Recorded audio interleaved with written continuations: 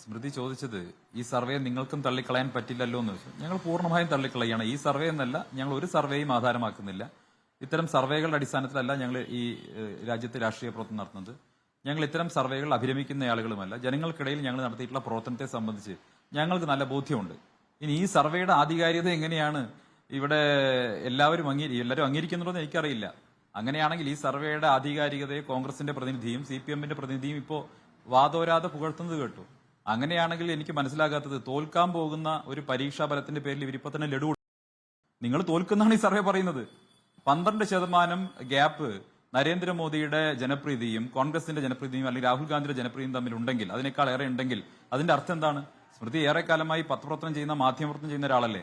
12% gap means A land slide victory four BJP. അത് മനസ്സിലാക്കാൻ പാഴൂർ പടിപ്പര വരെ പോകേണ്ട കാര്യമൊന്നുമില്ല. അപ്പൊ BJPക്ക് ഒരു ലാൻഡ് സ്ലൈഡ് വിക്ടറി പ്രവചിക്കുന്ന ഒരു സർവേ ആധാരമാക്കിക്കൊണ്ട് ഇവിടെ ഇരുന്നിട്ട് ആരാണ് ആഹ്ലാദിക്കുന്നത്? ഇതിൽ തോൽക്കുമെന്ന് പ്രവചിക്കപ്പെടുന്നവര്.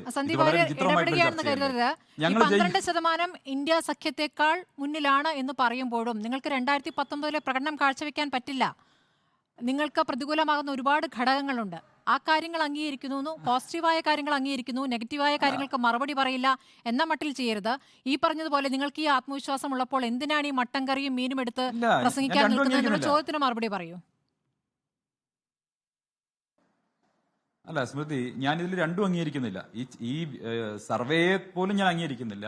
ഈ സർവേ ആധികാരികമാണെന്നുള്ള സ്മൃതിയുടെയോ അല്ലെങ്കിൽ ഈ രണ്ട് പേരുടെയോ അഭിപ്രായത്തെയും ഞാൻ മാനിക്കുന്നില്ല. കാരണം ഇതേ ലോക്നീതി, ഇതേ സർവേ ടീം 2019 ഇത് സർവേ എങ്ങനെയായിരുന്നു?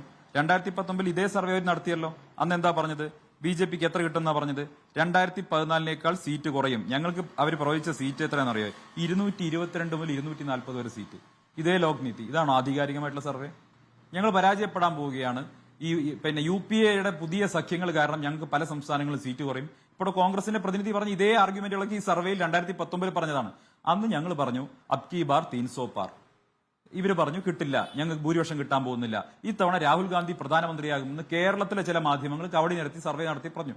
എന്നിട്ട് എന്തുണ്ടായി? ആര് ജയിച്ചു? 300-ലധികം സീറ്റുകൾ ഞങ്ങൾ പറഞ്ഞതുപോലെ, ഞങ്ങൾ പ്രഡിക്ട് ചെയ്തതുപോലെ 300-ലധികം സീറ്റുകളിൽ ജയിച്ച് ഞങ്ങൾ അധികാരത്തിൽ വന്നു. അതാണല്ലോ രാജ്യം കണ്ടത്. അപ്പൊ ആധികാരികമായത് ആരാണ്? ഞങ്ങൾ പറഞ്ഞ കാര്യം ആധികാരികമായി. ഇവിടെ ആധികാരികമായി സർവേ എന്ന് പറയുന്ന ഹിന്ദു പത്രത്തിന് വേണ്ടി സർവേ എടുക്കുന്ന ലോക്നീതി ഇവരുടെ ടീം അത്ര ആധികാരികമാണെന്നുള്ള വിശ്വാസം എനിക്കില്ല. ഇവിടെ ഒരു പരിധി വരെ സർവേകളോട് ഒരു കൃത്യമായ സർവേ ഫലം എന്നൊക്കെ പറയാവുന്നത്, പൂർണ്ണമല്ലെങ്കിൽ പോലും അത് ചാണക്യയുടെ ഒക്കെ സർവേ ഫലമാണ് പുറത്തു വന്നുള്ളത്. അതൊക്കെ വരാനിരിക്കുന്നതേ ഉള്ളൂ. ഈ നാട്ടിൽ കഴിഞ്ഞ ഒരു മാസക്കാലമായിട്ട് കൂട് മുളയ്ക്കുന്നത് പോലെ സർവേ നടക്കുകയാണ്. പല സർവേകളും പല റിസൾട്ടും പറയുന്നുണ്ട്. ചില സർവേകൾ BJPക്ക് 400 സീറ്റിലധികം പറയുന്നുണ്ട്, NDAക്ക് 400 സീറ്റിലധികം പറയുന്നുണ്ട്, 307 സീറ്റിലധികം BJPക്ക് പറയുന്നുണ്ട്. ഇതെല്ലാം പറയുന്നുണ്ട്. ഈ സർവേയും ഞങ്ങൾ വിലക്കെടുക്കുന്നില്ലെന്നേ. ഇതൊന്നും ഞങ്ങൾ വിലക്കെടുക്കുന്നില്ല. ഞങ്ങൾ വിലക്കെടുക്കുന്നത് ഞങ്ങൾ നടത്തിയിട്ടുള്ള പ്രവർത്തനമാണ്. ഞങ്ങളുടെ പ്രവർത്തനം എന്ന് പറയുന്നത് ഈ രാജ്യത്തെ മൈക്രോ ലെവലിൽ ജനങ്ങൾക്കിടയിൽ എത്തിയിട്ടുണ്ട്. ഏറ്റവും പാവപ്പെട്ടവർക്കിടയിൽ എത്തിയിട്ടുണ്ട്. നിങ്ങൾ പറയുന്ന ഇതേ സർവേയുടെ തന്നെ പല ചോദ്യങ്ങൾ എടുത്ത് പരിശോധിച്ചാൽ പാവപ്പെട്ടവരുടെ വോട്ട് ഏറ്റവും അധികം കിട്ടുന്നത് NDAക്കാണ്. അപ്പോൾ ഈ നാട്ടിലെ സാധാരണക്കാരായ പാവപ്പെട്ടവരുടെ ഇടയിലേക്ക് 80 കോടി മനുഷ്യർക്ക് സൗജന്യ റേഷൻ എത്തിക്കാൻ കഴിഞ്ഞിട്ടുണ്ടെങ്കിൽ, കുറഞ്ഞ വിലയ്ക്ക് മരുന്നുകൾ എത്തിച്ചു കൊടുക്കാൻ കഴിഞ്ഞിട്ടുണ്ടെങ്കിൽ, ഇൻഷുറൻസ് പദ്ധതി എത്തിച്ചു കൊടുക്കാൻ കഴിഞ്ഞിട്ടുണ്ടെങ്കിൽ അതിനൊക്കെ വോട്ട് വീഴും. ഞാൻ ഒറ്റ കാര്യം സ്മൃതിയോട് പറയാം. 2019 തെരഞ്ഞെടുപ്പിന്റെ തലേ ദിവസം വരെ പുതിയ മുന്നണിക്ക് പേരിട്ടവരാണ് കേരളത്തിലെ പ്രധാനപ്പെട്ട ചില മാധ്യമ പ്രവർത്തകർ. ഇതാ പുതിയ മുന്നണി വരുന്നു, ചന്ദ്രബാബു ഹൈദരാബാദിൽ നിന്ന് വിമാനം കയറി ഡൽഹിയിലേക്ക് പോകുന്നു, പുതിയ നീക്കങ്ങൾ നടക്കുന്നു, NDA വരില്ല, UPA ഒരു 3rd ടേം വരാൻ പോകുന്നു. ഇതൊക്കെ പ്രവചിച്ചവരാണ് ഇവിടെ. ഇതൊന്നും നടന്നില്ല എന്നുള്ള ഒന്നാമത്തെ കാര്യം. രണ്ടാമത്തെ സംഭവിച്ചത് എന്താണ്? ഇതേ ആളുകൾ 2019 ഞങ്ങൾ അധികാരത്തിൽ വന്നു. ഇപ്പോ ഇത് പറയുന്ന കാര്യങ്ങൾ നിങ്ങൾ പരിശോധിച്ചാൽ ഞങ്ങൾക്കെതിരെ എന്തൊക്കെയോ ചില കാര്യങ്ങൾ വന്നു എന്നാ പറയുന്നത്. ഈ സർവേ ആണോ നമ്മൾ അടിസ്ഥാനമാക്കേണ്ടത്? 4 മാസം മുമ്പല്ലേ ഇന്ത്യയിലെ പ്രധാനപ്പെട്ട 4 സംസ്ഥാനങ്ങൾ തെരഞ്ഞെടുപ്പ് വന്നത്? ആ 4 സംസ്ഥാനങ്ങൾ തെരഞ്ഞെടുപ്പ് നടന്ന സാഹചര്യത്തിൽ ജനങ്ങളുടെ വിധി അവിടെ വന്നല്ലോ.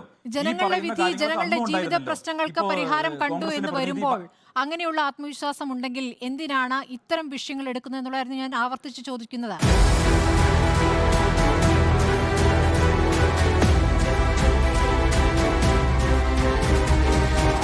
ഡിബേറ്റ് വിത്ത് സ്മൃതി പരുത്തിക്കാട്.